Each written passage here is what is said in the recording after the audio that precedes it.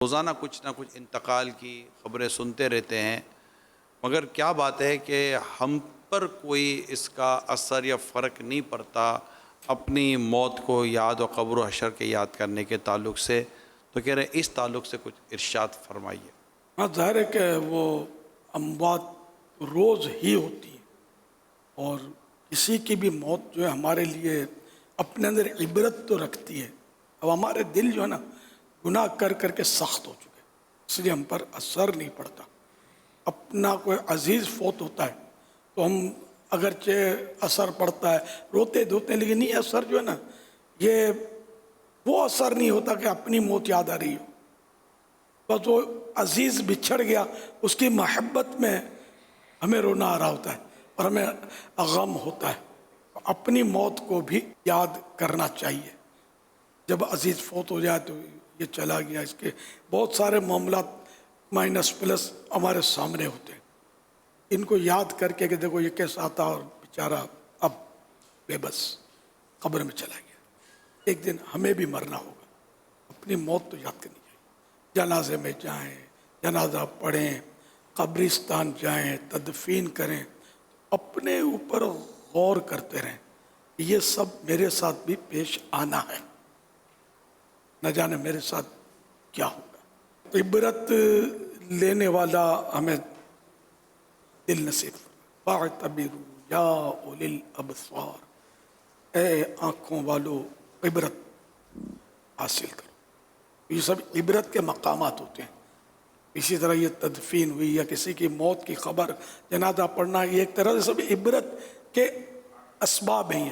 قبرستان کی حاضریاں عبرت کے اسباب. خود پیارے آقا صلی اللہ علیہ وسلم کہ یہ مضمون ملتا ہے حدیث پاک میں کہ پہلے تمہیں منع کرتا تھا قبروں کی زیارت سے، اب اجازت دیتا ہوں قبروں کی زیارت کرو. یہ دلوں کو نرم کرتی ہے، آنکھوں میں آنسو لاتی ہے. قبرستان کی زیارت جو ہے اس کا مقصد عبرت، لیکن اب رسم کی حد تک رہ گیا ہے. لیکن یہ بھی نہیں کہہ سکتے کہ لوگ عبرت نہیں حاصل کرتے. اللہ کے نیک بندے بالکل عبرت حاصل کرتے ہوں گے. وہاں جتنا جیسے بازار میں اللہ گلا شور شرابہ ہوتا ہے، قبرستان کی حاضری میں لوگ اتنا شور نہیں کر رہے ہوتے. یعنی عبرت کا ماحول ہوتا ہے، خاموشی ہوتی ہے، سنجیدگی ہوتی ہے. اس کا مطلب ہے کوئی تو فرق تو ہے نا. ہاں، یہ تدفین کے وقت بعض لوگ جو چودھری ٹائپ کے ہوتے ہیں، کیا ہوتے ہیں، یہ بیچارے چیختے رہتے ہیں، اے ادھر وہ جگہ رہ گئی، اے ادھر مٹی ڈالو، ادھر پتھر رکھ دو. یہ بیچارے کئی رہنمائی کر رہے ہوتے ہیں. گورکن بھی تجربہ کار ہوتا ہے، یہ اپنا کریں ہم اپنا کریں، یہ اپنے حساب سے چل رہا ہوتا ہے. لوگ شور مچا رہے ہوتے ہیں. یہ بڑا ہے کہ کوفت والا ماحول بن جاتا ہے تدفین میں. یہ بارہا کا مجھے تجربہ ہے کہ لوگ بیچارے وہ کر ہی رہے ہوتے ہیں. گورکن بول رہے، کوس نہیں رہے، بول رہے ہوتے ہیں. یہ نہیں ہونا چاہیے. گورکن کم از کم ہم سے زیادہ تجربہ کار. اب بیچارہ پیسے لیتا ہے، ہمارا ماتحت اس معاملے ہوتا ہے، ورنہ غصے والا ہو تو پھاوڑا ٹکا دیں، ہو گیا آپ کا لیے، آپ کا لیے. پھر پتہ چلا پھاوڑا اٹھاؤ گے تو ہاں یہ کندھا، مارو گے تو دوسرا کندھا. یہ ڈاکٹر کا بلا.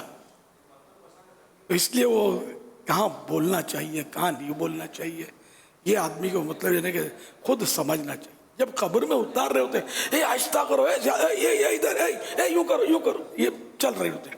پھر بیچارے کو جب رکھتے ہیں، ارے یوں نہیں، یوں نہیں، اس طرح، اس طرح. اب کئی بول رہے ہوتے ہیں، یوں منہ کرو تو یوں چہرہ کرو، تو کفن ادھر سے کھول دو تو ادھر سے کھول دو. ارے بیچ میں کھولنا رہ گیا تو کوئی بولے نہیں نہیں بیچ میں نہیں کھولتے. یہ اب اس معاملے میں کوئی بیچارہ عبرت حاصل کرنا چاہے، عبرت ملے کیسے اس کو اس شور شرابے میں؟ بہت دشوار ہو جائے نا. تو کوئی ہائی کیٹیگری کا خوف خدا والا ہو، اس کو بہرحال یہ چیزیں ہو سکتا ہے مخل نہ ہو، لیکن جنرلی کمزور آدمیوں کو تو یہ چیزیں جو ہے نا گھما دیں گے. کوئی بولنا شروع کر دے کیا کام سے.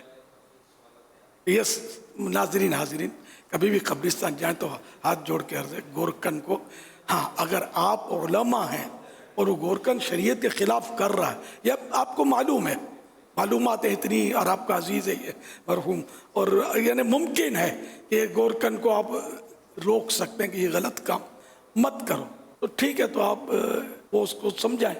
سارے مل کے سمجھائیں گے تو پھر نہیں سمجھے گا، اس کو سوچ کا بھی نہیں پڑے گا. کیونکہ یہ گورکھن ہمارے یہاں کوئی علماء اور مفتیان کرام ہوتے نہیں، یہ بیچارے عوام ہوتے ہیں. اب عوام بھی بالکل ایک کیٹیگری ہے ان کی بھی، ان کو کچھ اتنا سمجھ پڑتی نہیں ہے. جو ان کی روٹین ہوتی ہے اس کے مطابق یہ کر رہے ہوتے ہیں. ہر بات غلط نہیں کر رہے ہوتے، وہ صحیح بھی کر رہے ہوتے ہیں. اس لیے سمجھ نہ پڑے تو آدمی چپ رہے. صلو علی الحبیب صلی اللہ علی محمد.